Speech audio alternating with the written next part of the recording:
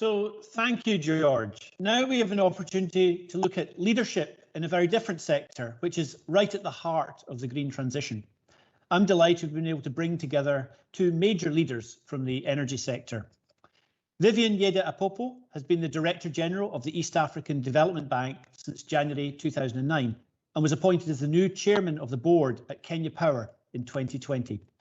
She's an experienced banker and lawyer with over 20 years practical and comprehensive experience in banking and financial solutions in Africa. She has a long track record in devising projects in public and private sector, and she's negotiated and structured facilities for sovereign borrowers and many projects in the private sector. She was recognised in 2014 as African Banker of the Year. Kenya Power is an essential driver of development in Kenya, with a push to bring electricity to 100% of the population, and is already well down the track on renewable energy, with over 90% supplied from non-thermal sources. Keith Anderson is Chief Executive of Scottish Power, and he also sits on the Scottish Power Board, where he was appointed in February 2012. Scottish Power is already providing 100% green energy, and Keith has full responsibility for the company's activities in the UK, including the recent commitment to invest £10 billion in the UK to help unlock net zero by 2025. Scottish Power is also a business sponsor of COP26, which will be hosted in the home city of Scottish Power's home city of Glasgow in November later this year. Keith is a member of the UK's Government Investment Trade Advisory Group, and he's a COP26 business leader. And in January 21, he became chair of CBI Scotland. Like Vivienne, Keith started his career in financial institutions, and prior to joining Scottish Power, he worked with RBS, Standard Life and Ernst & Young. So, as an opening question on leadership, the pandemic has challenged everyone. And Keith, you've been leading Scottish Power right through the pandemic. What's been the most difficult leadership challenge you've faced since the start of 2020? Oh, gee whiz, what a question. I don't, a lot of stuff just happened and clicked into place really, really quickly, which I suppose is as a leader of any company, it doesn't matter whether you're big or small, is really pleasing to see. So, I mean, I think most people probably, if you'd said to them 2 years ago, by the way, something's going to come along and all of a sudden you're sending half your staff home, you would just assume it would be complete bedlam and chaos. And actually, I think because we had a real clear purpose as a company, a very clear purpose as an organisation. We've got a very clear purpose in terms of, what we are here to do as a company, i.e. we keep the lights on, we keep the power flowing. That actually really helps to galvanise people, and so everybody kind of just got into the mode of, right, we need to keep the lights on.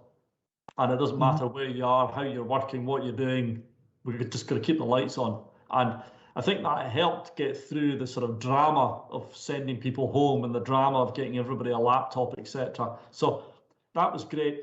I think actually probably the biggest challenge comes way after that, which is how do you keep operating in business continuity mode? Because for most people, your business continuity plan and your emergency plans they're designed for being a short period of time. And in essence, we've been working in business continuity mode for 18 months. And the challenge is really now about how do you keep people motivated? How do you keep people focused? How do you keep people learning? How do you keep collaboration going? How do you keep innovation going? How do you keep communication going? I mean, you think about I can't help but constantly feel sorry for the people who've joined our company in the last 6 months and they've not met anyone face to face. And that's just, it's bonkers.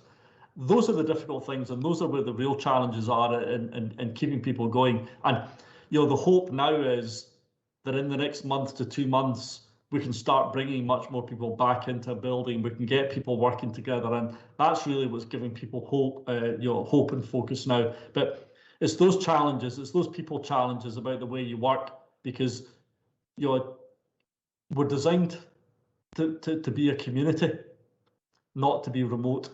And our work's designed to be done by a community, not by remote people. So that's the biggest bit about the biggest problem.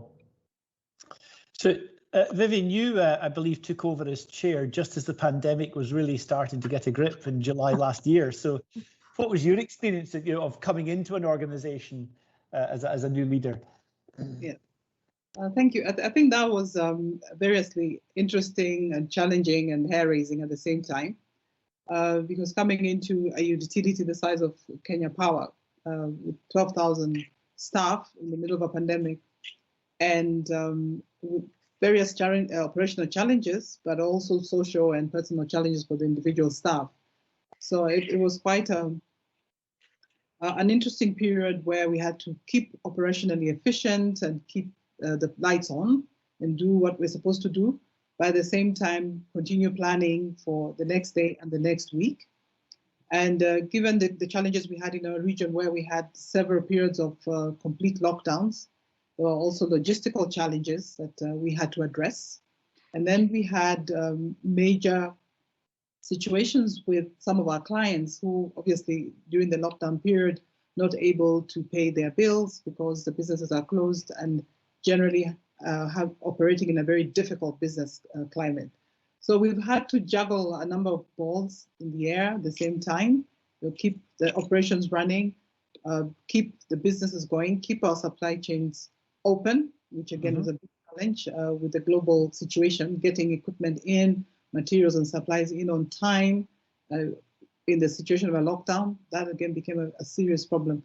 But I'd like to say that in the 6 months since then, I think we've learned to plan well, plan better, plan ahead, be resilient. The staff at an individual level have been very, very innovative and making the best that they can in whatever situation they are. And we've kept the lights on, and that's been very important. Yeah, and Vivienne, when we spoke earlier, I know that in your role at the East African Development Bank, you were very committed to the idea of planet, people and profit in the work that you did in the Development Bank. What's been your experience of bringing that approach into Kenya Power and applying some of that as we emerge from the pandemic and look at the challenges ahead? I think the pandemic actually brought into sharp focus the need to actually develop a people, a planet and a profit approach. Simply because for the first time, the global economy had to go into a reset. And I think for the first 6 months, we had to analyze our business operations and focus on what was actually important and what was not, and what we could do away with and what we had to improve. So coming to Kenya Power, it became very obvious from the outset that irrespective of the economic, social situation that we found ourselves in, we had to keep the energy supply available. The lights had to keep on because hospitals have to run, schools, when they were open, have to function, water companies that need energy to supply water had to run, so the lights had to remain on, and in as much as we had the difficult challenges. And at the end, our supply chain obviously are people. We're serving people, we're serving customers who need the energy, they need the energy to cook, they need to heat their homes, to heat their water supplies, and generally to live. And because of that, we reoriented our operations to ensure that the very critical sectors of the economy, health in particular, security, transport and logistics was served irrespective of the lockdown situation, so that the society and the community could continue to function. Those who could manage their small businesses from home, or those that were in sectors that had to continue running their businesses, like the supermarkets and the markets and the like, had to continue operating. So we really put a lot of initiative and effort in those areas where we needed to provide the support so that the economy could run and communities could continue to function. So that's really been a very heavy focus on people, and also making sure that even those, in some of those sectors, the bills could not be paid because people were not working and they were not. We had to find a formula and a package which could allow them to pay in installments over time, so that we still continue to supply them with the energy, but they would go into a payment plan. Yeah, and so just a very clear sort of thread through both of your both discussions there in terms of purpose and just this absolute central role of keeping the lights on, which must be a great galvanizer across the organisation. Obviously, the pandemic was forced on us and we had no choice about making a shift and changing the way we operate. But Keith, you made the journey from Scottish Power Renewables to running the whole group. And in some ways, there might be parallels with, I think, what a lot of financial institutions are now seeing, which is sustainable finance used to be, part of an organisation. It's now become the mainstream, and I think, a lot of organisations might learn from that. What did you learn in making that shift, and how did you set a culture and a tone in the whole organisation, to commit to 100% green energy and make those difficult decisions? I think it is about. So you use that word sustainability, and I think people's definition and use of the word sustainability has changed and is continuing to change. I think when people used to talk about sustainability, they just talked about it being green. Slap a green sticker on it and you'll be sustainable. Don't you worry about it. And to some extent, life was made a little bit easier for us than some other companies, and that there was a move and an incentive to start looking at building wind farms. There you go, tick in the box. We're sustainable. We build wind farms. What more do you want me to do? But our view, and I think, as I say, the world's view is moving on. That's not being sustainable. That's doing some good things and some sensible things. You need to have a sustainable business model. So you need to build a business model that says your company is still going to be here in 30 years' time, in 50 years' time, in 100 years' time. Is it truly sustainable? Can you truly carry on doing what you do? And that was really what set the tone for us as a company when we did that quite a number of years ago. And our view very clearly, very quickly became, actually burning coal and burning gas is not sustainable. The world cannot sustain that. So this has to change. And it's then about getting your mindset into, so how do you go about making the change? And how do you create an opportunity out of it, as opposed to looking at it as a challenge and a downside? And that's been the biggest trick and the biggest challenge for us, is going into it with that mindset and that approach. And I can quite clearly now, and we do this with our investors and with governments, we can quite clearly sit and look at Scottish Power, look at the Iberdrola group as well, and you can track the value and the success of our company with making that change, and making that change in mindset about going after this as an opportunity. And I still believe today, if working with governments and regulators, you get the right regulatory framework, the right competitive framework, the right incentive mechanisms put in place, then investors win, manufacturers win, the citizens of the country win because you create jobs and you create training opportunities, and customers win because you end up delivering cheaper energy for the future of the country. And the country wins and the planet wins because you end up getting rid of pollution, you end up decarbonising, and you end up tackling climate change. And if you look at all of those things, you end up with this brilliant win-win-win. And it's about that conversation. How do you create that structure? How do you create those incentives? And I think, being in the UK's done it well. We've created some of those incentive mechanisms in the early stage. We've created a good balance between regulation and competition. We've encouraged innovation. We've encouraged the investment. We've driven down the cost. We're creating the jobs. And so people are starting to see the win-win-win. And I think one of the greatest accolades you could give the renewable sector or the offshore sector in the UK right now is, you've now got BP, Shell, Equinor queuing up to invest in the future of renewables, because they believe in it now as well. What bigger stamp of approval could you have that actually people now understand this is the success and it's the future, and people are changing their business model? A great accolade now, I think, you go back 10 years, no investor would have come in to an offshore wind farm project pre-construction. Yeah. You look at it now, you've got investment companies queuing up to bid for seabed licenses, let alone a development project, let alone a constructed project.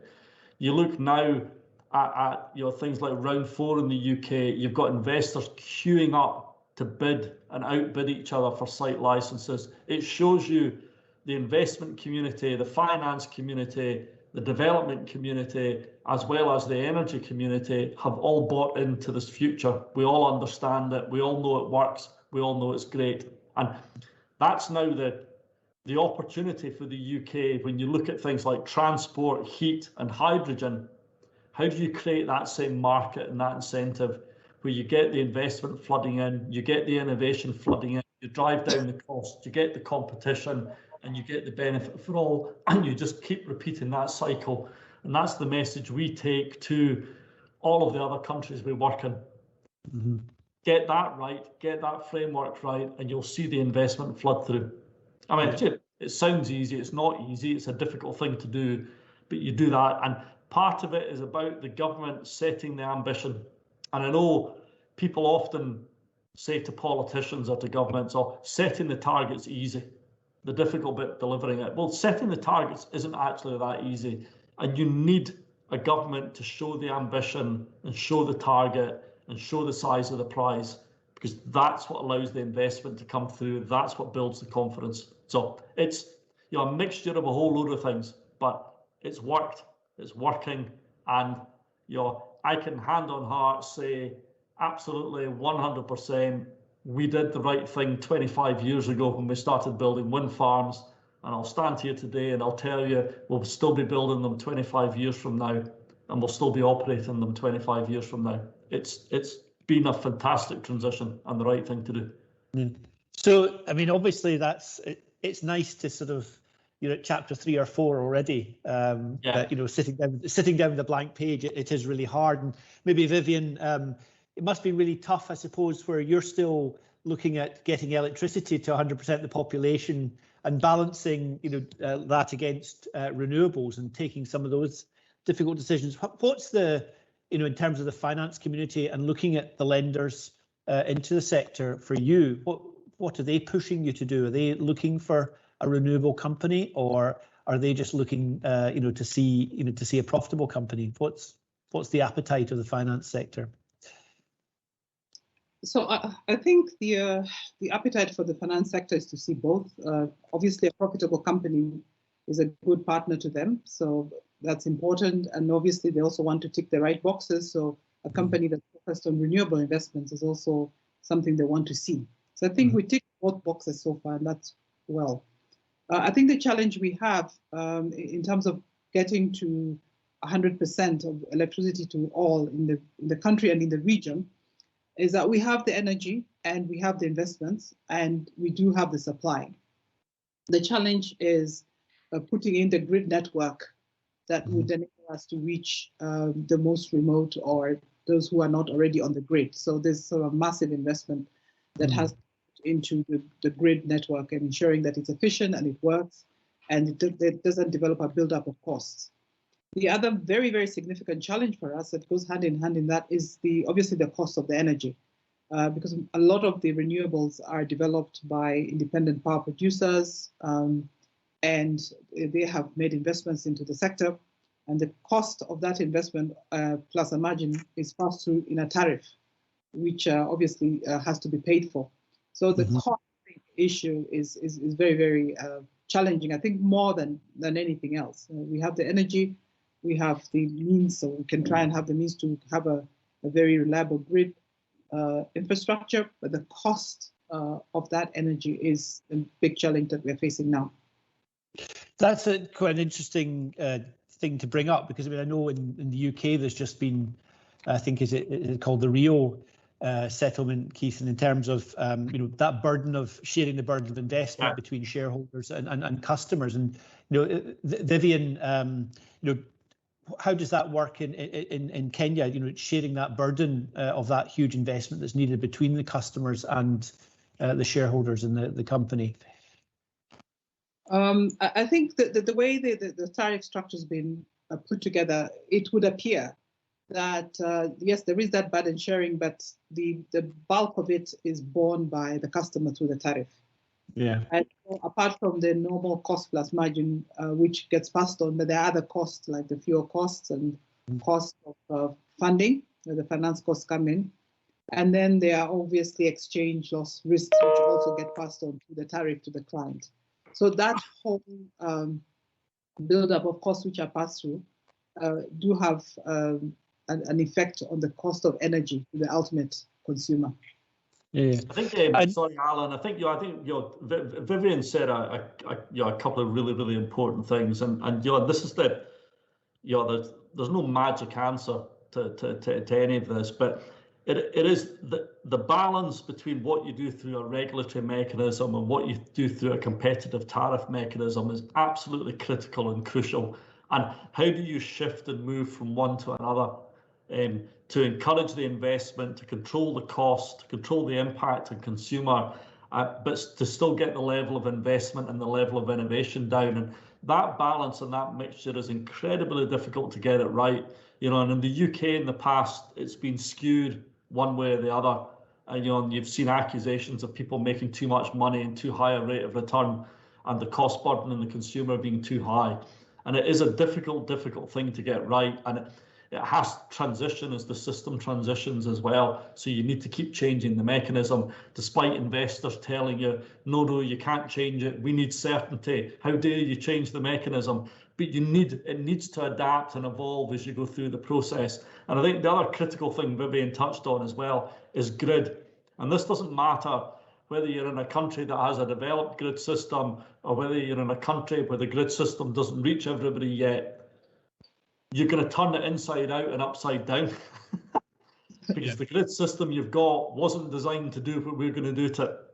And it's critical to everything. It's critical to be able to get the power to the people. It's critical to be able to get the power from the energy source.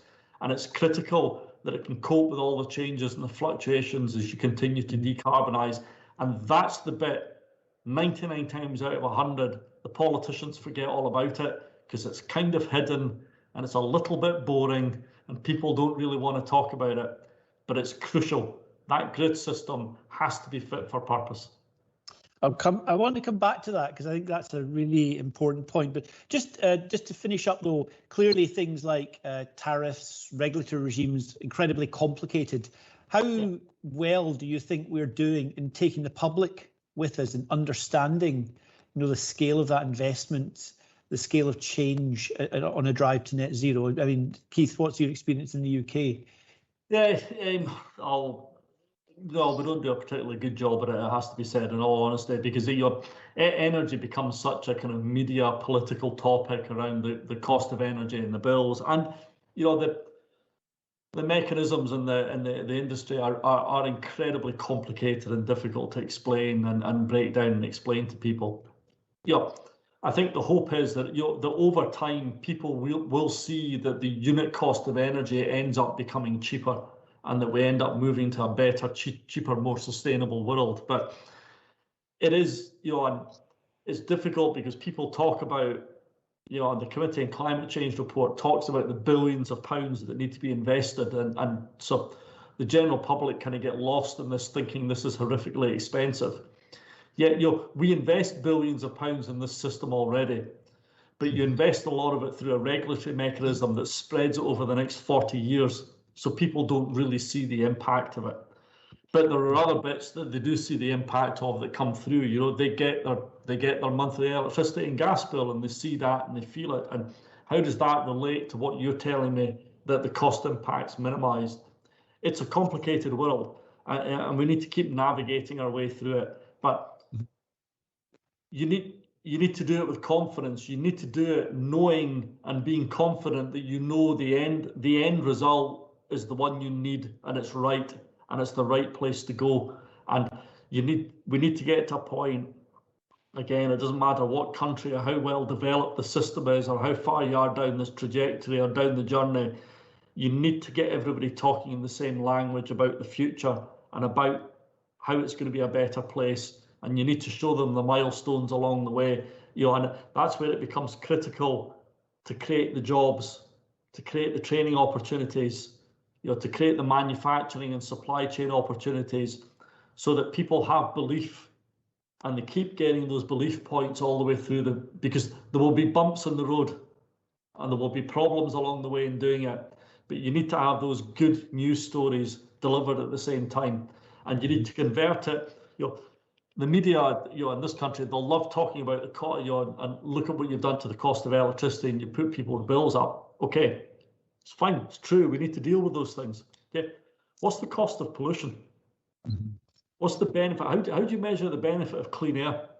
How do you measure the benefit of children in Glasgow not having pollution that causes asthma? What number do you want to put against that? And you need to, we need to pull the whole thing together and sell the whole story and bring forward the whole benefit of what we're trying to do. Yeah, no, it was a very powerful intervention from Sir Partha Dasgupta earlier in the summit, and making exactly that point about paying for the nature that we used. And in terms of in Kenya, Vivienne, how, taking the public with you on the transformation journey, how successful do you think you've been at explaining what needs to be done to them? Yes, I think by and large, the public is very, very supportive and very, very aware.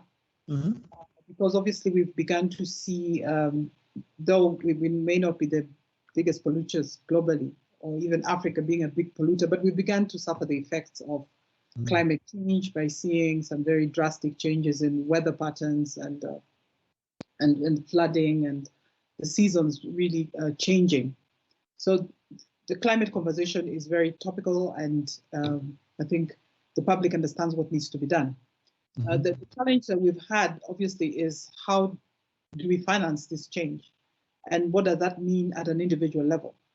So if you're going to ask me to use electricity to prepare a meal, and I cannot afford the cost of that electricity, but I can afford to buy a bag of charcoal, which means a tree gets cut, that becomes a very different discussion. So we have the buy-in, but what we need to do is to be able to bring this energy at a price that is actually affordable to the vast majority of the people, and then we'll have crossed that hurdle. So it's a question of the practical reality of what needs to be done at a very individual level to be able to make that change.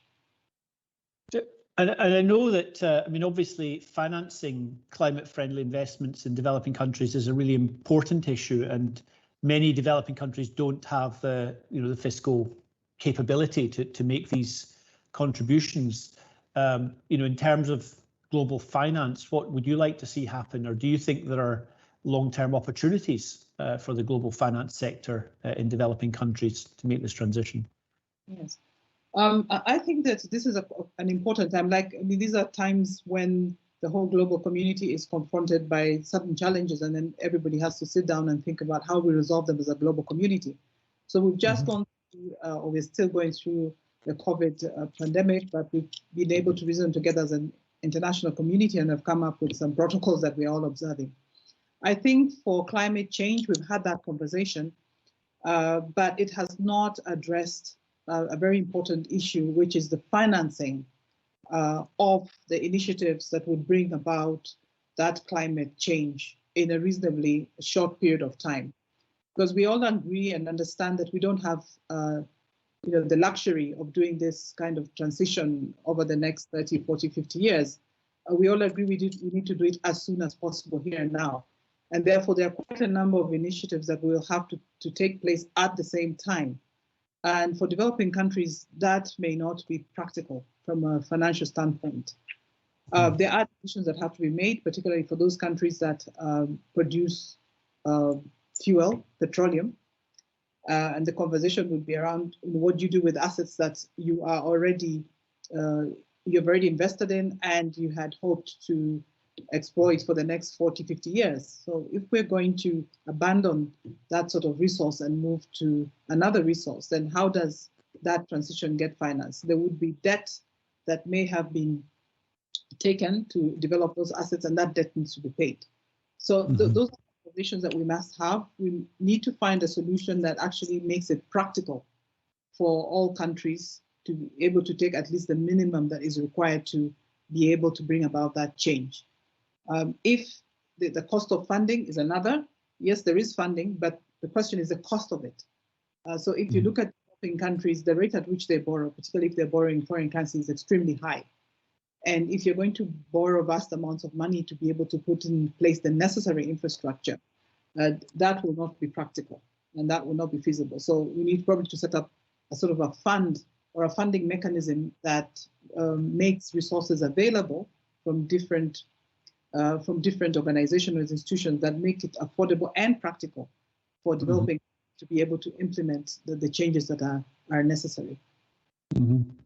And, you know, obviously, we've talked about emergency, we've talked about climate change, we've talked about challenge, but there's also opportunities. I mean, if we take the long view, Keith, I think you mentioned, you know, you've set the company up for, you know, a 50, 100-year lifespan, and that's the sort of thing that pension funds want to hear about, is matching long-dated assets and liabilities. And, you know, what do you think some of the really big investable opportunities are going to be on the road to net zero? Because it's not all about a cost burden, it's also about creating new opportunities. What do you think the most exciting ones will be?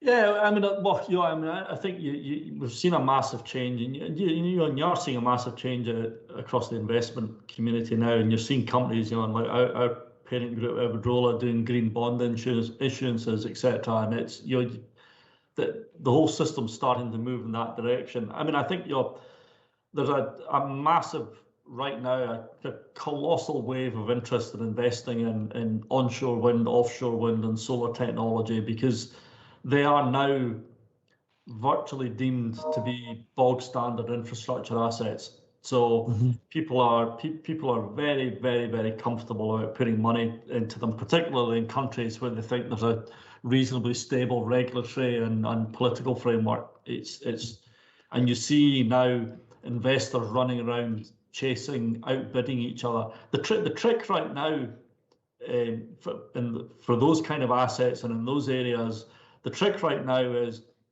creating big enough opportunities and big enough pipelines. So, you know, a good example in the UK, you know, we held a couple of months back the round 4 site licensing process for offshore wind, and I think there were 6 successful bidders.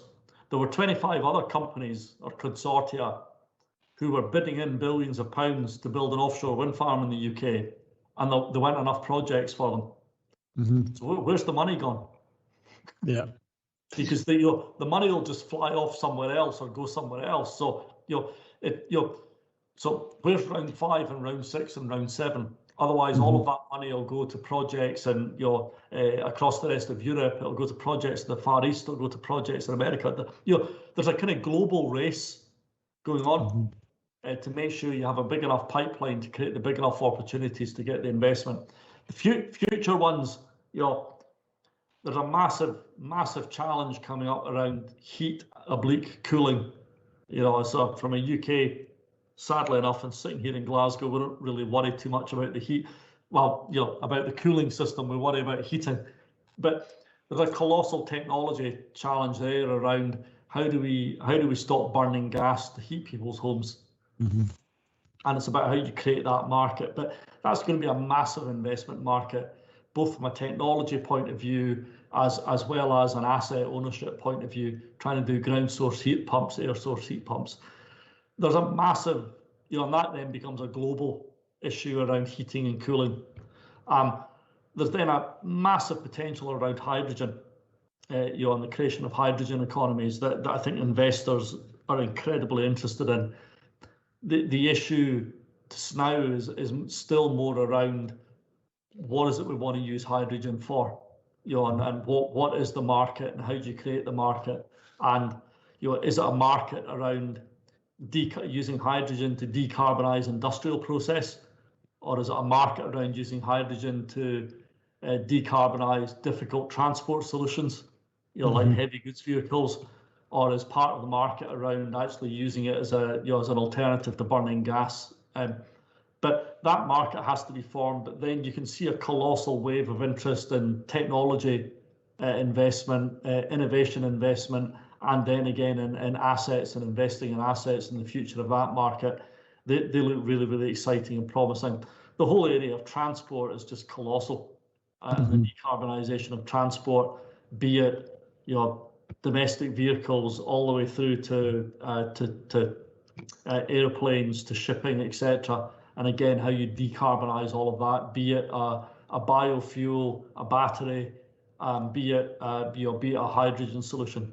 I do always kind of chuckle to myself when people talk about range anxiety, and then driving a car from one end of Scotland to the other, and they get range anxiety. You get on a plane operated by battery, and that's range anxiety. But right now there are just endless opportunities out there, and it's just about how people create the opportunity, create the pipeline, create the right structure to get the investor confidence coming through, and we'll see the investment come in, we'll see the cost drive down. So just in terms of, obviously that's, in some way, perhaps there's good news for you there, Vivienne, that there's money available that they can't spend in Britain. So what do you think some of the big opportunities in Kenya might be for investors as we look, 5, 10, 15 years ahead?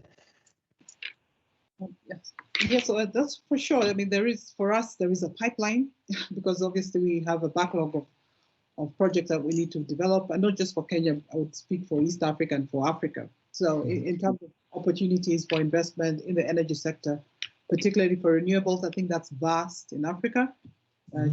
Of our geography and our climatic conditions that lend themselves to renewables. So if you're talking about solar or wind or geothermal, there are vast opportunities. I think what I would like to focus on really is that we need to get the structure right for those investments and the pricing right.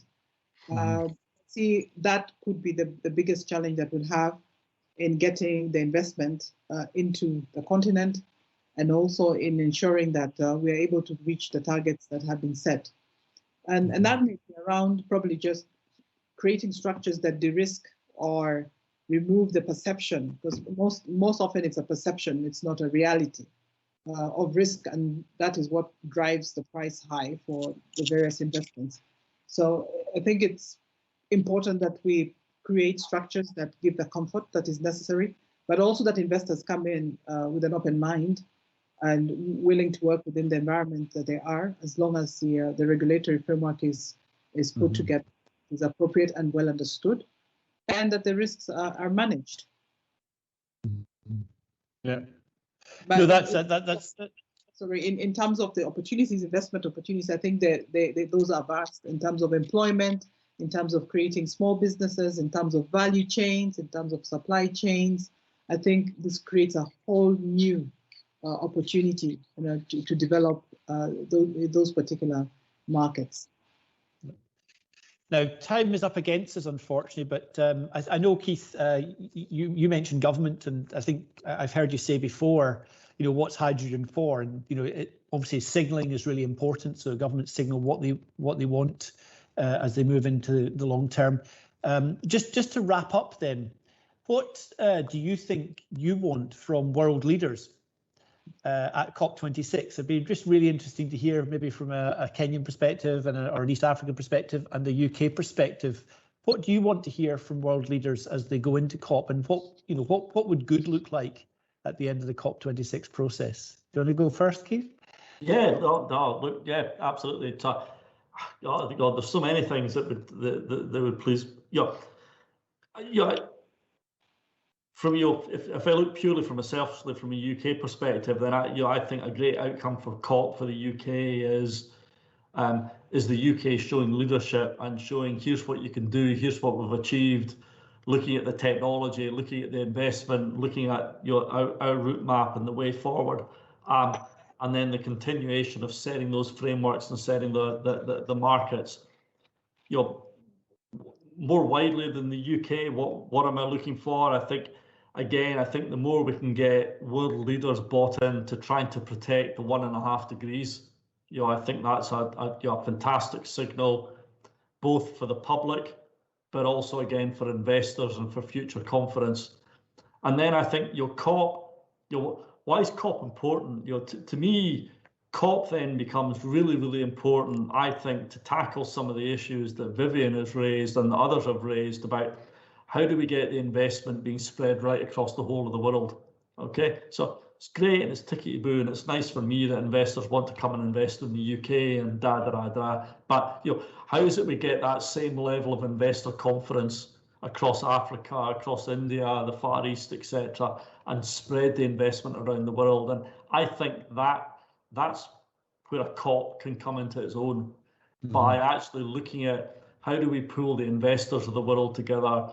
How do we help governments set the right frameworks? How do we help governments show investors that they should have confidence in the future of the framework and the future of investment? And that's where something like a COP can make a colossal difference, a colossal difference on a world stage, as opposed to just setting a nice target for me in the UK. I mean, I want nice targets in the UK, don't get me wrong, but if out of a COP you can set investor confidence for the African continent or for the Indian continent, or you can set your confidence for the Far East and for other marketplaces, that really shifts the dial. Yeah. And Vivienne, what would be your sort of ask of world leaders in Glasgow when they meet later this year? Yes, I think I'll take on board everything that Keith has said, but I'll add on to it the fact that we need to have very realistic and practical conversations. There are conversations around stranded assets. Mm-hmm. We see there'll be very many in Africa if we actually to endorse the net zero campaign and actually try to achieve it. There will be need to abandon certain industries that are very, very important for the economic and social benefit of Africa. So we need to have a conversation, not just Africa, but other similar natural resource countries. So we need to have that conversation and not just push it to one side because it's very real. It will be also important to come up with a funding formula as to how we price some of these stranded assets and how we then be able to amortize them over a period of time and how that will be funded. Because if you ask me to shut down an oil well that still has 30 years life in it, we have to have a conversation around that and how then we'll be able to fund the economy without that revenue stream. Because it doesn't mean that there will be savings, of course, in the renewables in terms of quality of life, better air, and that's extremely important. But there's also need to get revenue to actually develop those renewables. So the two are tied together. And so we need to have a conversation about that, how we do that on a global scale. Because net zero is not local. I think net zero is global. Yeah. So you get net zero in one pocket and not the other, then it's not net zero. So we need to have a conversation. How do we get to net zero together as a global community, as a global family? Well, that's an outstanding way, I think, to finish up our conversation. Thank you very much, both Vivienne and Keith, for your enthusiasm and your engagement today. It's been a really outstanding contribution to our summit. So thank you.